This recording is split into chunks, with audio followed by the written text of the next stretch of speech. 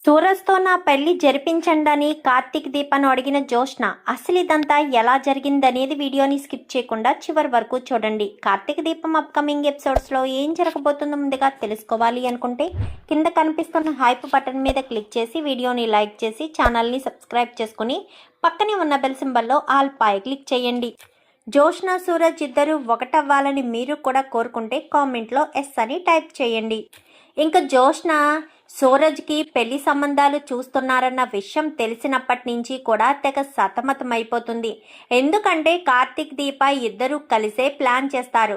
జోష్న మనసులో సూరజ్ ఉన్నాడు, సూరజ్ మనసులో కూడా జోష్న ఉంది, అది మనకు తెలిసిందే. కానీ జోష్న ఎవరిని పెళ్లి చేసుకోను అని చెప్పింది కదా. చెప్పిన తర్వాత ఇప్పుడు మనం ఏం చేయగలం బావా అన్న దీప మాటలకు బదులుగా కార్తీక్ ఇలాంటి ప్లాన్ వేసి సూరజ్కి అయితే పెళ్లి సంబంధాలు ఫోటోలు చూపించడం, అది జోష్న వినేటట్టుగా చూసేటట్టుగా అక్కడికి వచ్చి మాట్లాడుకోవడం, ఇదంతా కూడా కావాలని కార్తీక్ ప్లాన్ చేస్తాడు. కానీ సూరజ్ మాత్రం జోష్న చూస్తుందని మరొక కొన్ని పెళ్లి సంబంధాలు చూడండి బ్రదర్ అని చెప్పి వెళ్ళిపోతాడు. వీడికి పెళ్లి సంబంధాలు చూసుకుంటున్నాడు పెళ్లి చేసుకోవడానికి. ఇప్పుడు నేను ఏం చేయాలి అని ఆలోచిస్తూ ఉంటుంది జోష్న. ఈలోపు జోష్న అంతరాత్మ కాస్త బయటికి వచ్చి, ఏం జోష్న ఇంకా నీ పట్టుదలతో ఉంటావా? నీ మనసులో మీ బావ లేడు అన్న విషయాన్నైతే తెలియచేసావు కదా. మరి మీ బావ లేడు అని తెలియచేసిన దానివి సూరజ్ నీ మనసులో ఉన్నాడు అని కూడా తెలియచేయాలి కదా. అప్పుడే కదా నువ్వు హ్యాపీగా ఉంటావు అని చెప్పనేసరికి, ఏమంటున్నావు అని చెప్పి, నా అంతరాత్మ నా మనసులో ఏముందో నీకు తెలుసా అనగానే, నీ అంతరాత్మను నీ మనసులో ఏముందో నాకు తెలీదా? నాకు తెలియకుండానే ఉంటుందా? నాకన్నీ తెలుసు. నీ మనసులో ఏమి దాగుందో కూడా నేను తెలుసుకోగలను, అర్థమవుతుందా?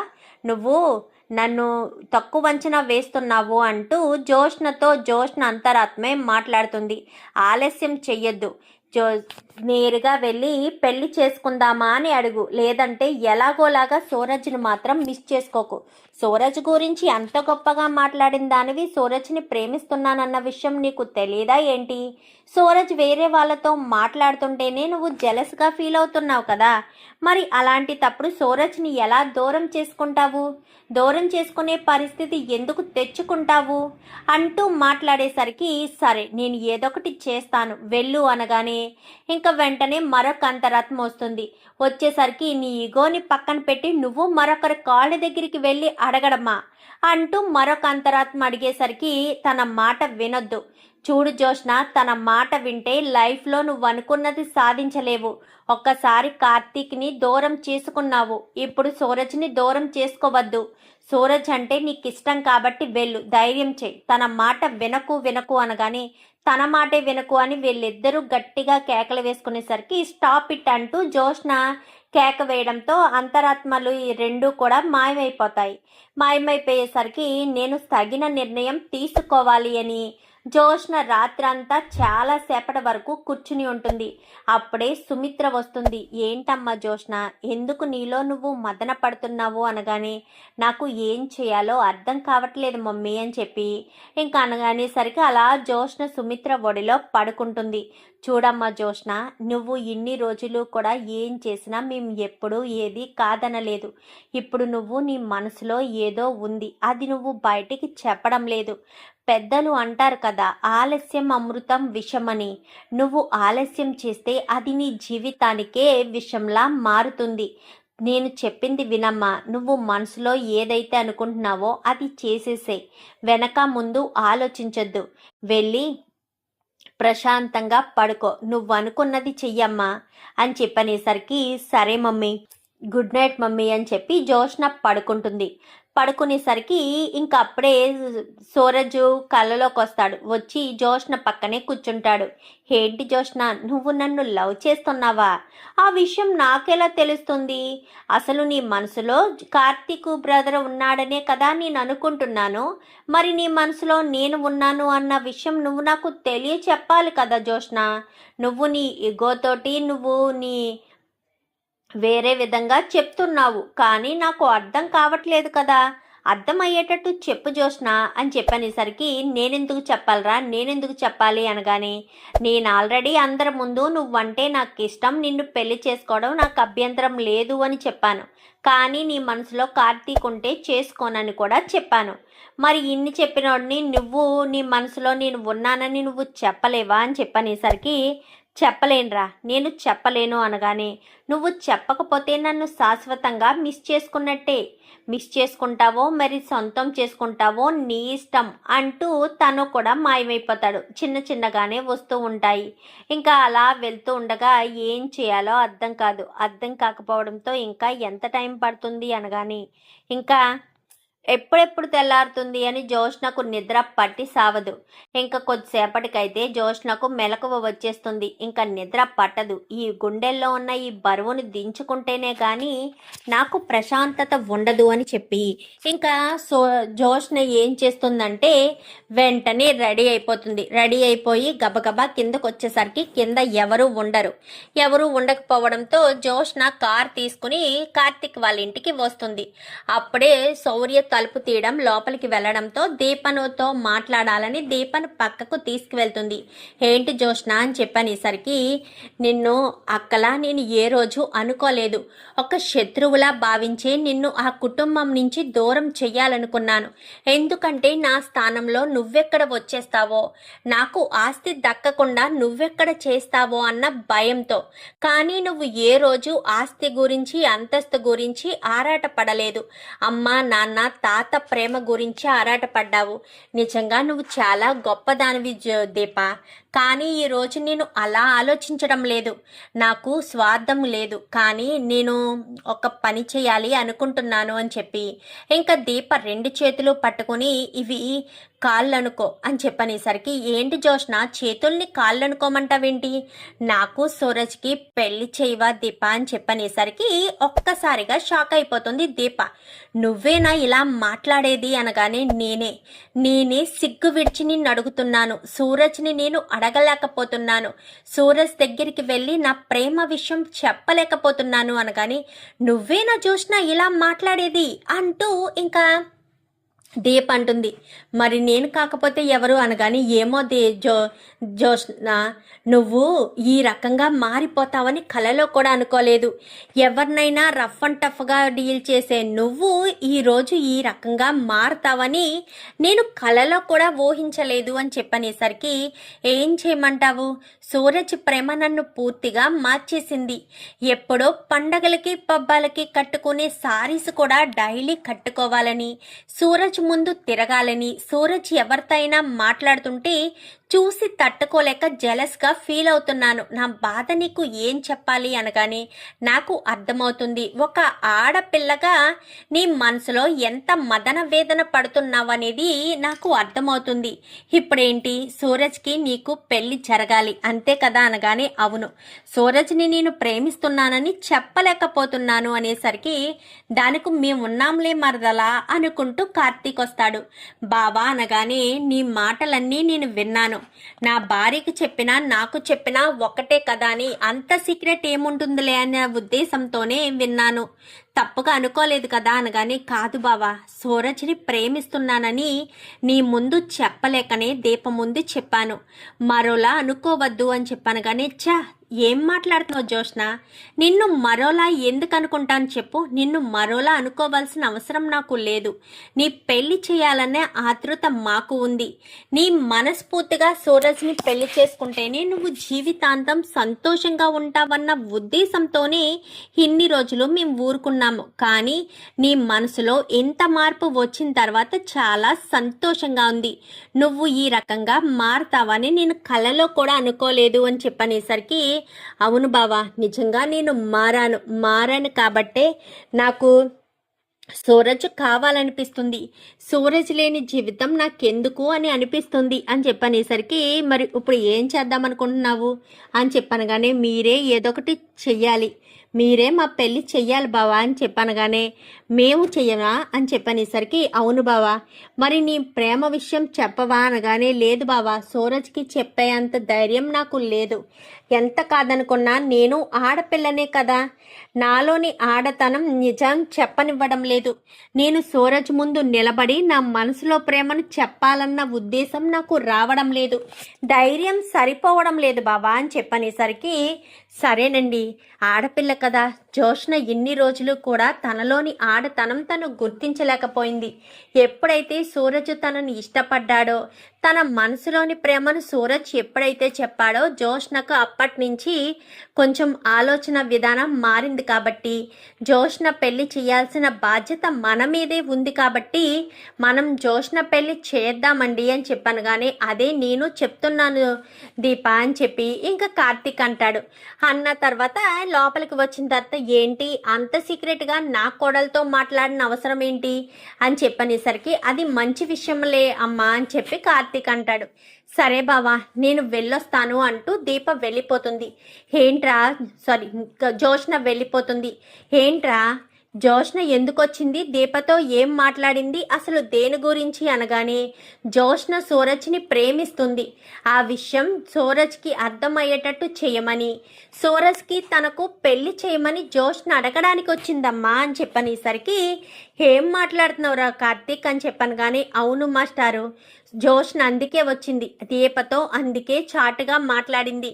నాతో మాట్లాడొచ్చు కానీ ఒక ఆడపిల్ల కదా, సిగ్గు విడిచి తనను ప్రేమిస్తున్నాను అని మరొక ఆడపిల్ల ముందే రివీల్ కాగలదు. కాబట్టి దీపను పక్కకు తీసుకెళ్ళి మరి జోష్న చెప్పింది అనేసరికి శుభం ఇప్పుడు ఎలా చేయాలనుకుంటున్నారు అనగానే అదే ఆలోచిస్తున్నాము. సూరజ్ తను జోష్నను ప్రేమిస్తుందని తెలుసుకుంటేనే గాని పెళ్లి చేసుకోను అన్నాడు. ఇప్పుడు జోష్న ఇంతలా ఆరాట పడుతుందన్న విషయం సూరజ్కి ఎలా తెలియచేయాలి, ఎలా సూరజ్ అర్థం చేసుకుంటాడు, అర్థమయ్యేటట్టు సూరజ్కి ఏ రకంగా చెప్పాలి అన్న ఉద్దేశంతో ఇంకా కార్తీక్ మదన పడుతూ ఉంటాడు. ఏదేమైనా మనం వాళ్ళిద్దరినీ కలపాలి అన్న సంకల్పం పెట్టుకోవాలి బావా అని చెప్పాను. కానీ తప్పకుండా దీప, మనం కలపకపోతే ఎవరు కలుపుతారు, వాళ్ళిద్దరూ భార్యాభర్తలైతే మనకంటే సంతోషపడే వాళ్ళు ఎవరుంటారు, వాళ్ళు ఎప్పటికీ అలా సంతోషంగా ఉండాలి అంటే మనం వాళ్ళిద్దరికీ కలిపి పెళ్లి చేయాలి. ముందు వెళ్ళి సూరజ్తో మాట్లాడదామని, కానీ దానికంటే ముందు అమ్మా నాన్నలతో మాట్లాడదామని చెప్పి ఇంకా దీప కార్తీక్లు ఇద్దరు కూడా ఇంటికి వస్తారు. ఇంటికి వచ్చిన తర్వాత తాత మీతో ఒక మాట చెప్పాలి అని చెప్పి అడుగుతాడు. ఏంట్రా దేని గురించి అనగానే జోష్న ఈరోజు ఉదయాన్నే మా ఇంటికి వచ్చింది, దీపను పక్కకు తీసుకువెళ్ళి మరీ సూరజ్ని తను ప్రేమిస్తున్నట్టు చెప్పింది. తనే నేరుగా వెళ్ళి సూరజ్కి చెప్పొచ్చు కదా అంటే చెప్పే ధైర్యం చేయలేకపోతున్నాను అని చెప్తుంది. ఎందుకంటే నేను సూరజ్నే కాదు ఎవరిని పెళ్లి చేసుకోను అని చెప్పిన నేను ఇప్పుడు మళ్ళీ సూరజ్ దగ్గరికి వెళ్ళి పెళ్లి చేసుకుంటాను అంటే సూరజ్ ఏదొకటి అంటాడు, అది తట్టుకుని నేను ఉండలేను. అందుకోసమనే మీరు నాకు అక్కలాగా ఉంటాను అని చెప్పారు కాబట్టి అందుకే దీప నీ దగ్గరికి వచ్చాను అంటూ తన మనసులోని మాటను చెప్పింది అని చెప్పి ఇంకా కార్తీక్ చెప్తాడు. చెప్పేసేసరికి ఇప్పుడు ఏం చేద్దాం అనుకుంటున్నారా అని చెప్పి ఇంకా వీళ్ళ ముగ్గురు అయితే అడుగుతారు కార్తీక్ దీపను. నేరుగా వెళ్ళి సూరజ్కి ఇదే మాట చెప్తాము అని చెప్పనేసరికి మరి సూరజ్ జోష్నే వచ్చి చెప్పాలి అంటే మరి ఏమంటారు అనగానే జోష్నే వచ్చి చెప్పాలి అంటే తన యాటిట్యూడ్ ఏంటో అంతా కూడా సూరజ్కి తెలుసు కాబట్టి సూరజే జోష్న తన మనసులో మాట ఎలా బయట పెట్టాలనేది ఆలోచించుకుంటాడు అని చెప్పనేసరికి సరేనని ఇంకా సూరజ్ దగ్గరికి వెళ్తారు. సూరజ్ అప్పుడే ఉప్మా ఏదో కలుపుకుంటూ తలుపు కొట్టడంతో గరిటె పట్టుకుని ఎవరండి అనుకుంటూ వస్తాడు. అన్నయ్య వదిన మీరా రండి రండి అని చెప్పి పిలిచేసరికి లేదు సూరజ్ నీతో మాట్లాడాలి, ఏదో చేస్తున్నట్టున్నావు అనగానే అవును ఇప్పుడే ఉప్మా తాలింపు పెట్టాను అనేసరికి బ్యాచిలర్ని కదా ఉప్మా తప్పించి ఇంకా వేరే ఏమీ రాదు, రోజుకో రకమైన ఉప్మా చేసుకుని తింటాను అంతే అని చెప్పనేసరికి మంచిదే కదా, వంటొచ్చిన భర్త దొరికితే ఆ ఆడదాని జీవితం సంతోషంగా ఉంటుంది. ఏంటి బ్రదర్ ఎలా వచ్చారు, నాతో ఏం మాట్లాడాలి అనగానే నీతో చాలా సీరియస్ మ్యాటర్ మాట్లాడాలి, నువ్వు కొంచెం ఆ ఉప్మా సంగతి పక్కన పెట్టి బయటికి వస్తే పీస్ఫుల్గా మాట్లాడుకుందాము అని చెప్పనేసరికి, ఒక్క నిమిషం బ్రదర్ అని చెప్పి లోపలికి వెళ్ళి ఉప్మాని కాస్త కలిపేసి తాలింపు పెట్టేసి ఉప్మా అయిపోయింది అని ఫినిషింగ్ చేసేసి ఇంకా లోపలికి వస్తాడు. లోపలికి వచ్చేసేసరికి, ఏంటి దేని గురించి మాట్లాడుతున్నావు, ఏం మాట్లాడాలి బ్రదర్ అని చెప్పాను. కానీ జోష్న గురించి అనగానే, జోష్న గురించి నాతో మాట్లాడేది ఏముంటుంది అని చెప్పనేసరికి, ఉంటుంది బ్రదర్, ఖచ్చితంగా ఉంటుంది. ఈరోజు ఉదయాన్నే జోష్న మా ఇంటికి వచ్చి తన మనసులోని మాటను బయట పెట్టింది. తను నిన్ను ప్రాణం కంటే ఎక్కువగా ప్రేమిస్తుంది. అదేంటి బ్రదర్, అంతలా ప్రేమిస్తే నాకు చెప్పాలి కానీ మీ ఇంటికి వచ్చి మీకు చెప్పడం ఏంటి? లేదు, నువ్వు తప్పుగా అపార్థం చేసుకుంటున్నావు. జోష్న ప్రేమిస్తుంది నిన్నే, కానీ మా ఇంటికి వచ్చి నాతో చెప్పలేదు. దీపను పక్కకు తీసుకెళ్ళి దీపతో మాత్రమే చెప్పింది. ఎందుకో చెప్పనా, జోష్న పెళ్లి చేసుకోను అంటూ చెప్పిందా? నిన్నే కాదు, ఎవరిని పెళ్లి చేసుకోను అని చెప్పింది. ఓకే, కానీ ఇప్పుడు తనకు నీ మనసులో నీ మీద ప్రేమ కలిగింది జోష్నకు. ఇప్పుడు జోష్న ఏం చేయాలి? ఇప్పుడు నీ మీద ప్రేమ కలిగింది కదా అని నిన్ను ప్రేమిస్తున్నాను అంటే నువ్వు ఒప్పుకుంటావా? ఏదో ఒక మాట అంటావు. ఆ మాటను జోష్న తీసుకోలేదు. సో అందుకని జోష్న మా దగ్గరికి వచ్చి తన మనసులోని ప్రేమను బయట పెట్టింది. ఇప్పుడు నన్నేం చేయమంటారు బ్రదర్? మీరు నాకు చెప్పి ప్రేమ రాయబారం చేస్తారా ఏంటి అని చెప్పాను. కానీ లేదు సూరజ్, అలా ఎలా చేయగలుగుతాము? ప్రేమ ఒకరి మనసులోని ప్రేమ ఒకరి కళ్ళల్లో చూసుకుంటూ చెప్పుకోవాలి. ఇప్పుడు నన్నేం చేయమంటారు? జోష్న నిన్ను ప్రేమిస్తుంది కాబట్టి జోష్న మనసులోని ప్రేమను బయటికి తీసుకురావాల్సిన బాధ్యత నీదే అనగాని, దానికి నేనేం చేయాలి బ్రదర్ అనగాని, నువ్వే చెయ్యాలి. ఎందుకంటే జోష్న తన మనసులోని మాటను బయట పెట్టింది కాబట్టి అది నిజం చేయాల్సిన బాధ్యత నీది. ఆడవాళ్ళకి ఉక్రోషంతో మనసులోని మాటలు బయటికి వచ్చేస్తాయి. ఇప్పుడు నువ్వు చెయ్యాల్సింది ఏంటంటే, జోష్న నోటితోనే జోష్న నిన్ను ప్రేమిస్తుంది అన్న విషయాన్ని నువ్వు తెలియచేయాలి అనేసరికి, ఇప్పుడు నేను అలా చేస్తే జోష్న నిజంగా తన మనసులోని మాటను బయట పెడుతుందా బ్రదర్ అని చెప్పి సూరజ్ అడుగుతాడు. కార్తిక్ అయితే 100% 100% జోష్న బయట పెడుతుంది. ఎందుకంటే జోష్నకు చాలా ఉక్రోషం ఎక్కువ. ఖచ్చితంగా తన మనసులో మాట బయటకు వస్తుంది. దానికి నువ్వేం చేయాలనేది ఆలోచించు. ప్రేమకు రాయబారం ఉండకూడదు, మాకు తెలుసా విషయం.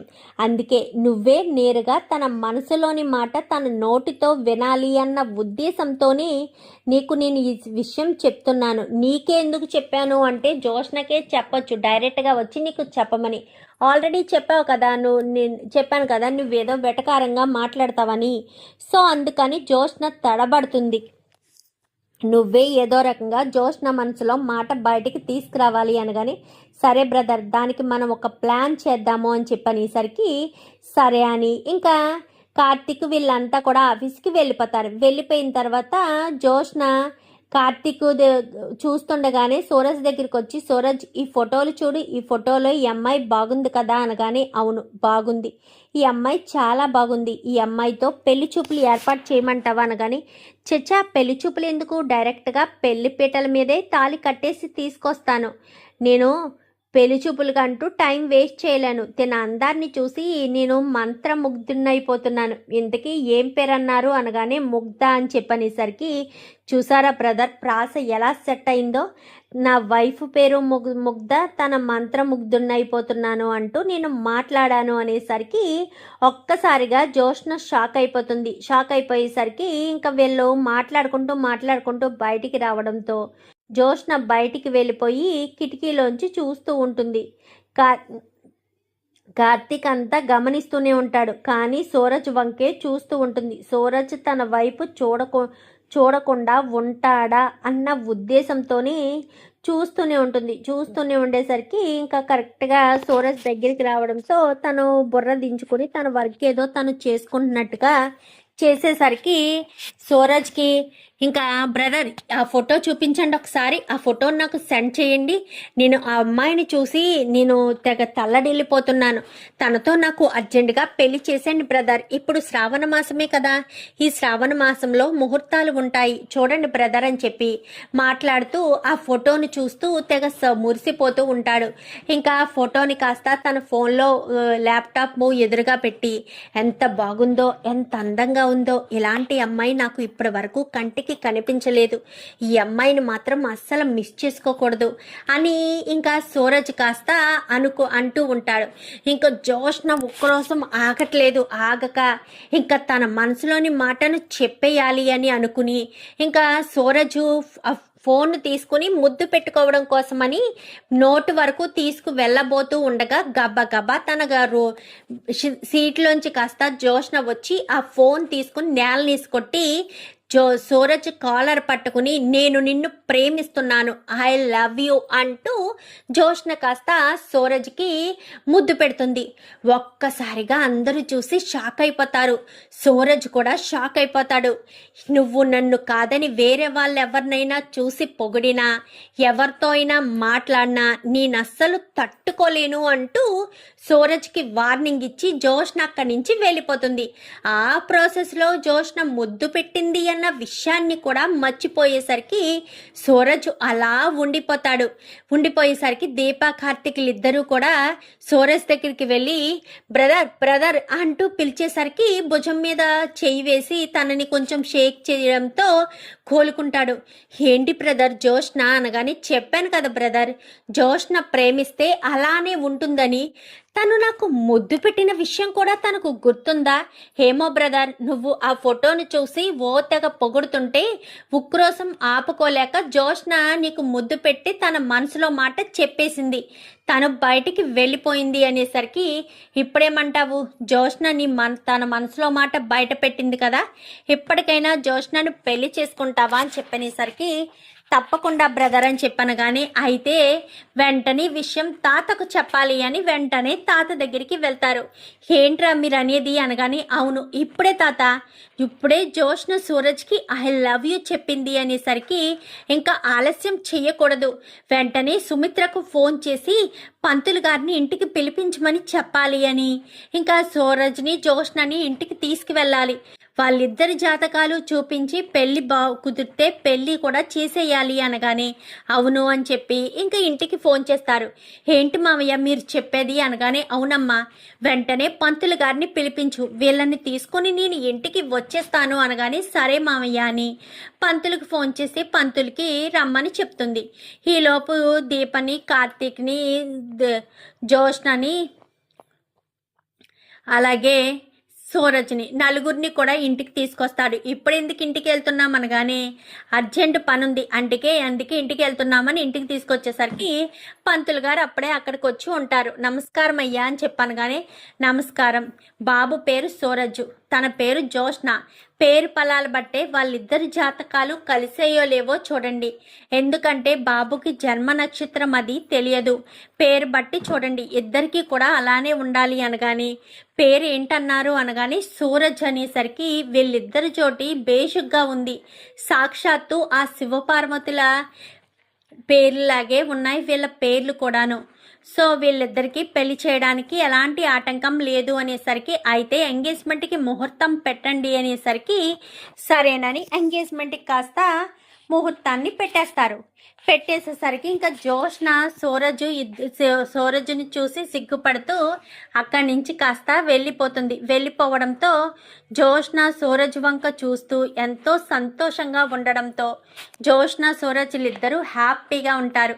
మొత్తానికైతే వీళ్ళ పెళ్ళికి బాటలు వేశాము, ఆ 3 ముళ్ళు కూడా పడిపోతే ఇంకా ఎలాంటి ఇబ్బంది ఉండదు అనగానే 3 ముళ్ళు పడిన వెంటనే నువ్వే నా కన్న కూతురువి అన్న విషయం చెప్పేస్తాను అనేసరికి అది కాదు నాన్న అనగాని ఇక నన్ను ఆపడం కష్టం దీప, ఇప్పటి వరకు ఆపుకుంటూ వచ్చారు, ఇక మీదట ఆపడం చాలా కష్టం అని చెప్పి ఇంకా దశరథ్ కాస్త చెప్తాడు. సూరజు జోష్న ఇద్దరు కూడా పెళ్లి చేసుకోవడానికి చాలా హ్యాపీగా ఉంటారు. మొత్తానికైతే జోష్న తన మనసులోని మాటను దీపం ముందు బయటపెట్టి ఇంకా అటు తిరిగి ఇటు తిరిగి సూరజ్ని ప్రేమిస్తున్నాను అన్న విషయం సూరజ్కే తెలిసేటట్టు చేసేస్తుంది. చూద్దాం మరి రాబోయే ఎపిసోడ్స్లో ఇలాగే జరగాలని మీరు కూడా కోరుకుంటే కామెంట్లో మీ అభిప్రాయాన్ని తెలియచేయండి. Thank you for watching.